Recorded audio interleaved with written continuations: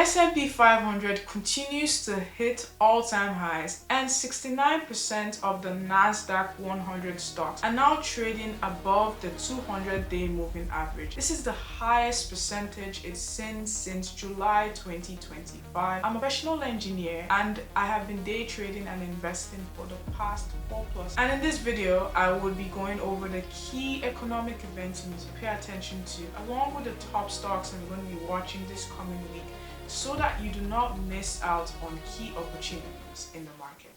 So coming into the week of Monday, August 17th, the day to pay attention to is Wednesday, August 19th. We have the FOMC meeting minutes.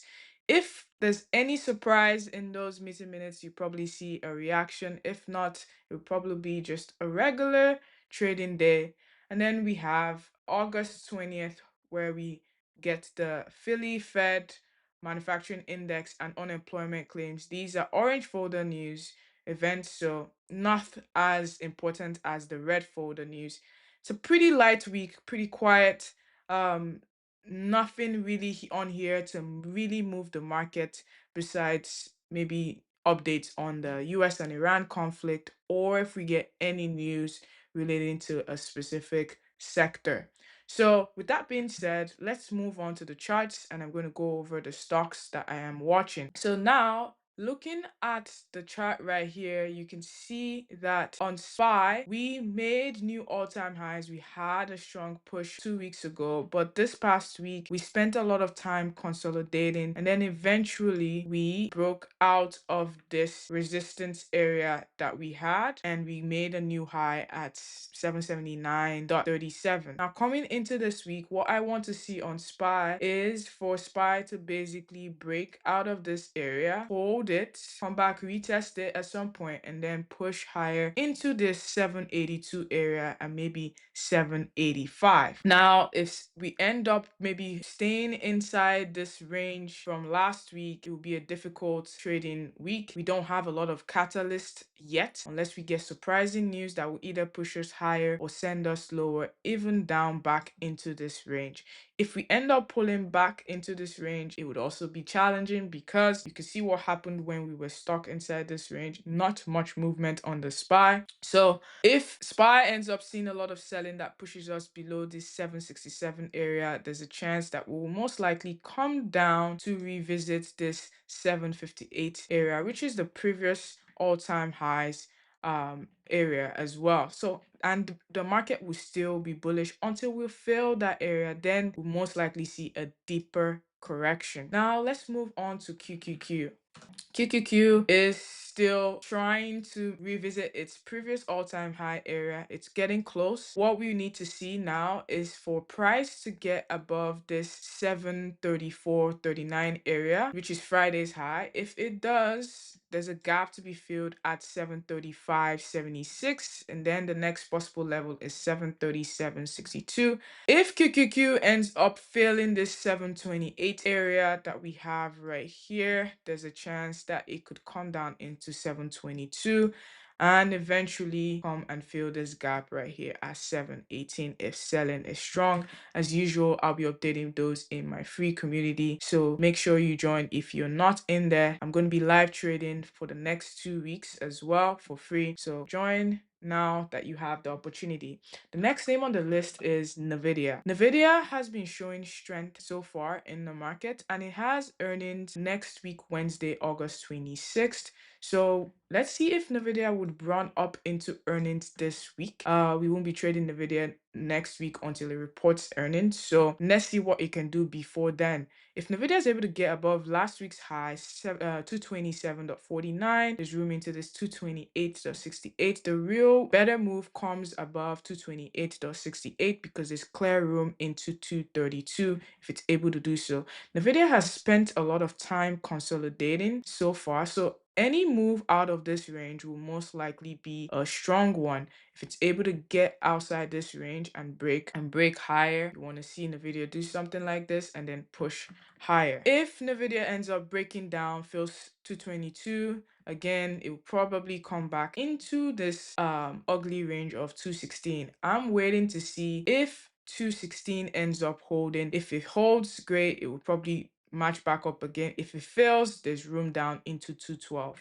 So that's it on Nvidia. The next name on the list is Apple. Apple has been holding up nicely. It refused to break this 300 support level, and now what we have is like a failure to go lower on Apple. If Apple is able to get above this 307.49, there's room into 309.97, and then there's a gap to fill at 313. If 313 holds, Apple could potentially revisit this 316 area, and if buying is strong, 319 is possible. So that's it on Apple. Downside, I wouldn't touch it until it fills this support area, and then it has room down to this 293.68 to 93 area on Apple. Next name on the list is INTC. Okay, on INTC, you can see that it started to build back after selling off last month, and now, what do we want to see on this name? I want to see if INTC is able to get above last week's high it created at 107.57 area for a push into 109.61 and 110.85 if buying is strong. Now,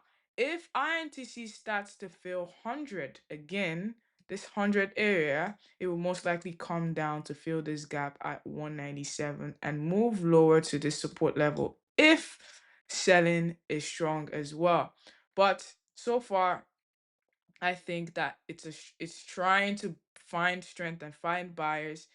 Be watching this 107.57 for continuation higher if buyers continue to step up. Next name on the list is Palantir. Palantir had good earnings, pushed higher. What are we seeing right here? Last week, Friday, it created an equal high at this resistance level. I want to see if Palantir is able to hold above 180. And if 180 holds, 182 most likely comes next. And if 182.43 holds, 185.63 most likely comes next. Now, if Palantir starts to fill this 168 area, there's room back down to 160, and there's a gap to fill at this 155.98 area on Palantir. The name on the list is AMD. AMD was strong on Friday. It closed at the highs. AMD, something to be mindful of, it has a gap to fill at 526.02 area, and there's a strong resistance level at 530. So AMD, even if AMD is able to push into this area early in next week, we want to see if it's able to then maintain, hold this level, and then continue to push into this 540, 550 area if buying is strong. If AMD does not break above this 530 area, we could maybe potentially see some rejections to come back to revisit this 496 area, and AMD fills 481, there's room back down into the support area, and it will be just difficult to trade because this is a range that it was holding and just taking buyers and sellers money. The last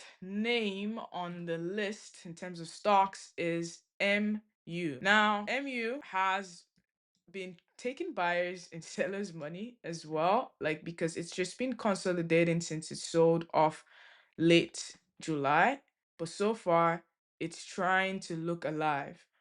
Where I will be interested in MU is if it can get above this, realistically, this 1011 mark. There's room into 1035 and 1066 and 44 cents area.